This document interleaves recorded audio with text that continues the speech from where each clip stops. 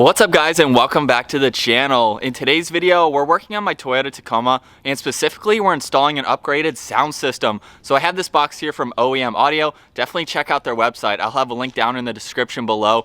So over the last 3 years of owning my Tacoma, I've had several comments, when am I going to upgrade my sound system? And so finally, today is the day. My truck basically just has a stock system. It doesn't have the upgraded JBL, there's no sub or anything like that. And I love listening to music, but this is all I know. So it's gonna be very exciting to see the differences between what I have and this premium audio sound system.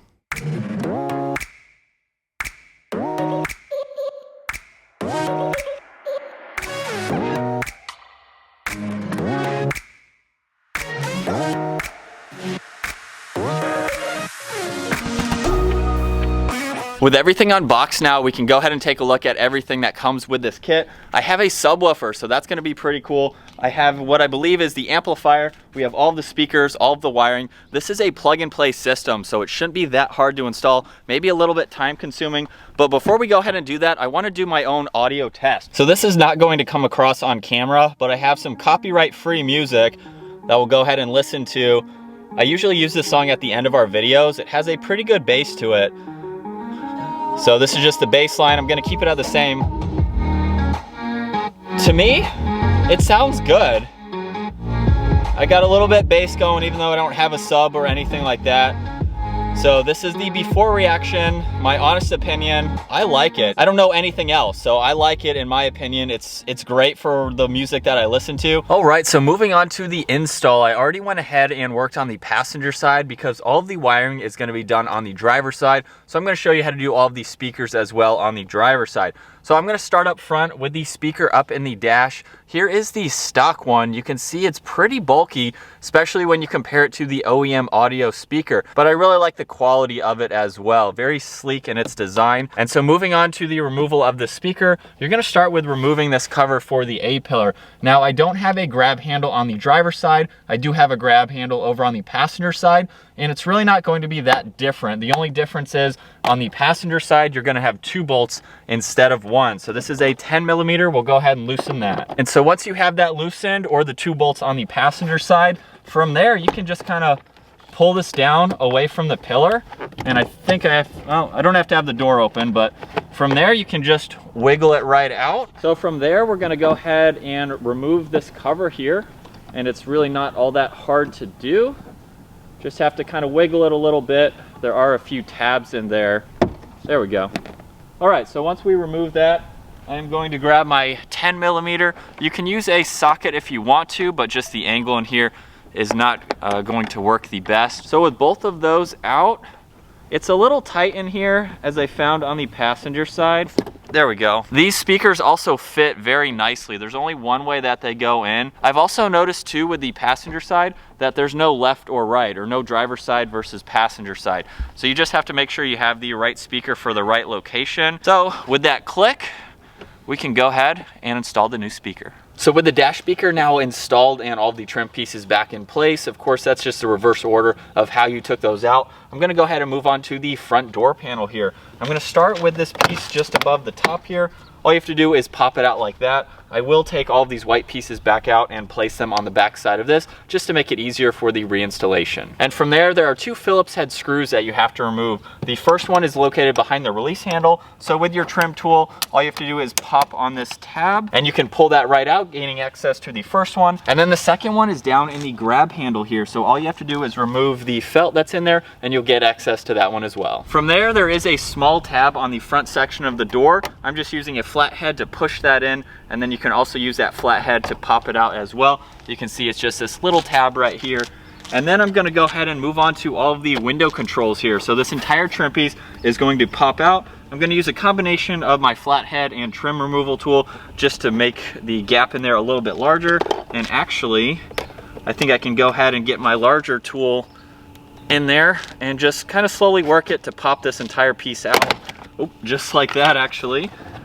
And so from here, there are 2 connectors on the back side. This back plug here is a little bit more tricky than I thought. On the passenger side, it was very easy, but there is a small tab on the bottom side here that I need to try to push. So just using a small flathead will help you get that out. And from here, it's time to start pulling on the door panel. I'm gonna start on the bottom. And the reason that I'm doing that is because on the top, there's actually a lip that connects the whole top and makes it flush with the window. So you wanna start at the bottom because you're not gonna be able to pull the top apart. Oh. And we're just gonna go like that. And with that released, you'll be able to see on the back side, we do have to disconnect these two wires here. These are for the release handle and for the lock. And it's not that hard to do. You just have to pop these out of their location and then just twist it to get the ball end out. And then that will release the door panel. And now with a 10mm socket, or you could use a Phillips head, there are 4 bolts that hold on the speaker. And then on the top here, if we just pinch on this tab, we can go ahead and disconnect it. And now work on these bolts. So out with the old and in with the new speaker now. There's only one way to install this. We have the connection on the top side, so we're gonna leave it just like that. So onto the rear door panel now. The only difference that you'll see compared to the front door is we have this trim piece right here that we need to go ahead and loosen up. Everything else is the same. We have the 2 screws. We need to pop off the trim where the window control is. We have that small pin that we have to pop out. Then we can go ahead and remove it.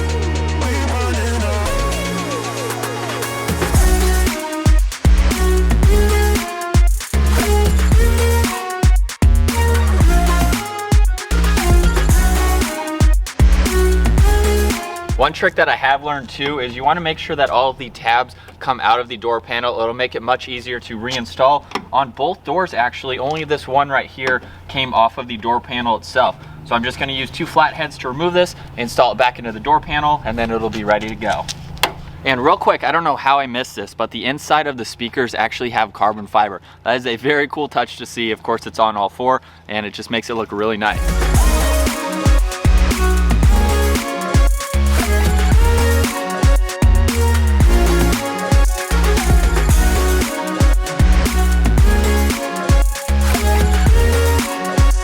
So with what I would call the easy part out of the way, getting all 4 speakers installed, it wasn't all that hard. It was just really time consuming. So that is now done and out of the way. I'm gonna go ahead and move on to the driver's seat. So I do have to loosen the 4 bolts that hold it in place. I'm not going to fully remove it, but we can wiggle it around once we do that. There are 4 bolts that are 14mm. You'll see the 2 up front here, and then there's 2 in the rear, of course.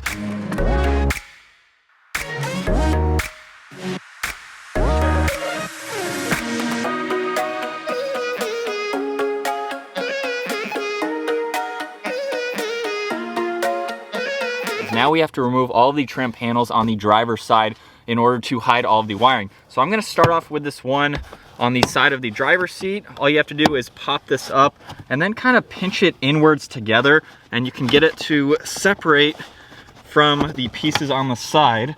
So just wiggling it a little bit like this, you can slowly kind of work it out of its way. And so from here, we can move on to the rest of it, which is right next to the dead pedal. There is a plastic screw here that you can loosen by hand. So you'll just remove that, and then we can go ahead and pop this off. As we work our way back now, we do have to remove the cover that's holding the bottom of the seatbelt. I'm just using a flat head to go ahead and pop this off. And once we have that loose, there's a 14mm there. We can go ahead and loosen this up because we do have to take off this trim piece right here.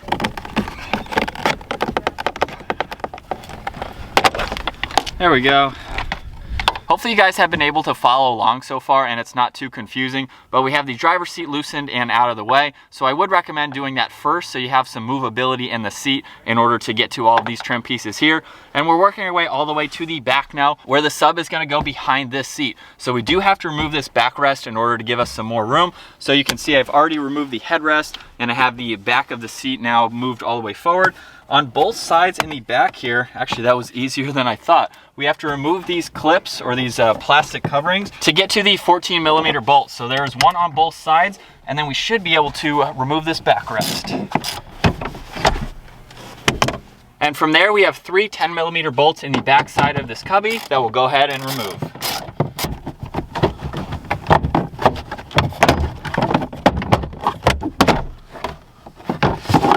Actually, not all that bad. And then last up, we do have to remove this last trim piece located right behind the seatbelt. That is our last piece in order to run the wires through the lower section and wrap around to the sub.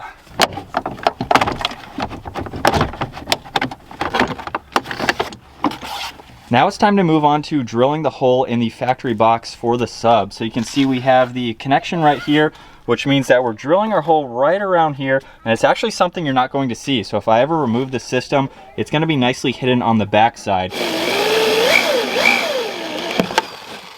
It's time for the reinstallation now, and we went ahead and laid out our wire for the sub because before we can put the box back in, this side trim panel has to go back in. So I'm giving myself plenty of room because you'll see that this wire is going to be hidden on the back side, and I can go ahead and reinstall this.